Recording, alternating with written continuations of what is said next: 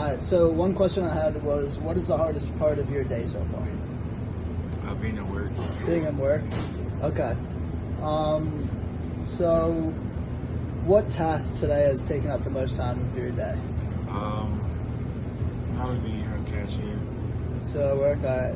And also, what's one activity that you do on the weekends in Ann Arbor that you enjoy?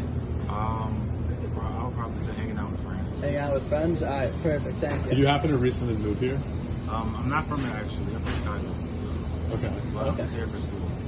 What's something you wish you had here that you had back in Chicago? The food. The Oh, food? wait. Something I wish I had here? Yeah, that you had Yeah, back. the Food food. for sure. Okay, cool. Thank you. Alright, perfect, thank you. When we first started our customer discovery project, we were going to sell hot chocolate and heat warmers at bus stations and State Street, really populated places, because we found that people that have recently moved to Ann Arbor weren't really adjusting to the cold that well. But then we actually had to pivot because after spring break we weren't able to be in really populated areas, and we realized that customers wanted different things. What do you believe as a Rick's employee would be a proper and beneficial way to counteract this disease?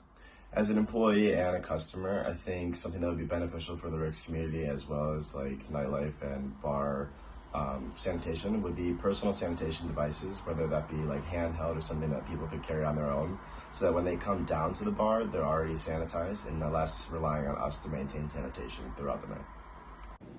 I went to CVS and Walgreens, and there was no hand sanitizer or toilet paper or soap, and it was really scary.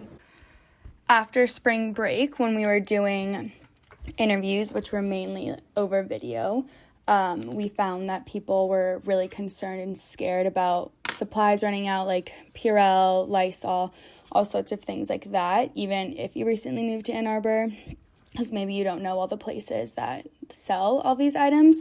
So we pivoted, as you can see in our empathy map and in our latest interviews, about what we could make that would help people deal with the panic and the stress that comes with this outbreak. So our idea was to learn how to make your own Purell, which really is just aloe vera and rubbing alcohol that's at least 60%. So it's pretty easy and something that anyone could do from their home. As well as making your own hand sanitizer, we wanted to find different materials where you could make your own masks, because people are running low on those and we really shouldn't be using them because they're for the hospitals, when we could do homemade masks using different articles of clothing, especially because some people don't have the luxury of not using public transportation even when we're supposed to be staying home. Hi, I moved to Ann Arbor about a year ago, and I'm involved with the STAMP school.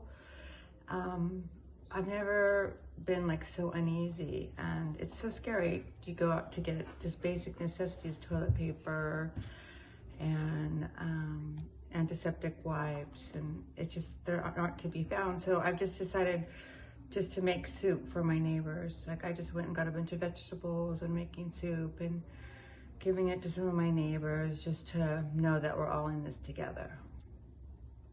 With our customer discovery project, we just hope to ease some of the anxiety and fears that a lot of people have towards this epidemic by learning how to make things at home, because it's a useful thing that anyone could benefit from.